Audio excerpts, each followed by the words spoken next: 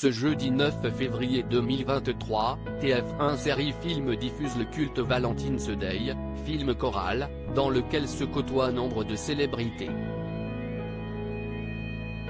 Au casting, une célèbre chanteuse s'est glissée. Parce que l'on a toutes et tous besoin d'une bonne dose de bonne humeur et d'histoire d'amour, ce jeudi 9 février, TF1 Série Film nous offre Valentine's Day. Film choral réalisé par Garry Marshall, le roi de la comédie romantique américaine. Souvenez-vous, Pretty Woman, Just Married, ou presque, ou Happy New Year, c'était lui. En 2010, il réunissait un casting d'exception pour raconter ce qu'il se passe le jour de la fête des amoureux à Los Angeles. Avec Ashton Kutcher en fleuriste romantique, la rayonnante Julia Roberts en militaire de retour du front, le charmant Bradley Cooper, tout était réuni dans ce film aussi drôle que tendre. Au milieu de cet immense casting s'était cachée la chanteuse Taylor Swift qui partageait l'écran avec Taylor Lautner. It's a Love Story, Baby, Just Say Yes. Dans Valentine's Day, la chanteuse américaine incarne la meilleure amie de l'actrice Emma Roberts. À chacune de ses apparitions elle provoque de nombreux fous rires.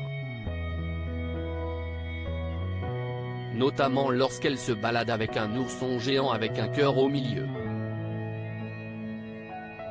Une scène hilarante, dont Taylor Swift a révélé lors de la promotion du film que le réalisateur Garry Marshall a adoré la performance de la chanteuse de Lavender Haze. Pour moi, sortir de ma zone de confort, et avoir un réalisateur légendaire et extrêmement talentueux rire à ma première scène, c'était vraiment merveilleux. Cependant, ce rôle dans la comédie sentimentale, n'était pas la première incursion de l'actrice dans le monde du cinéma. Un an auparavant, elle faisait une apparition dans Hannah Montana, le film. Depuis, Teta est revenue plusieurs fois sur les écrans, dans des séries comme New Girl au cours d'une hilarante scène de mariage, et au cinéma, à la fois en tant que doubleuse pour le dessin animé Le Lorax, et en tant qu'actrice comme dans Cats en 2019, ou Amsterdam en 2022, dans lequel Christian Bale pousse la chansonnette avec elle. Une carrière au cinéma qui ne fait que commencer pour la pop star, qui est sur le point de réaliser son premier film pour le légendaire studio Fox.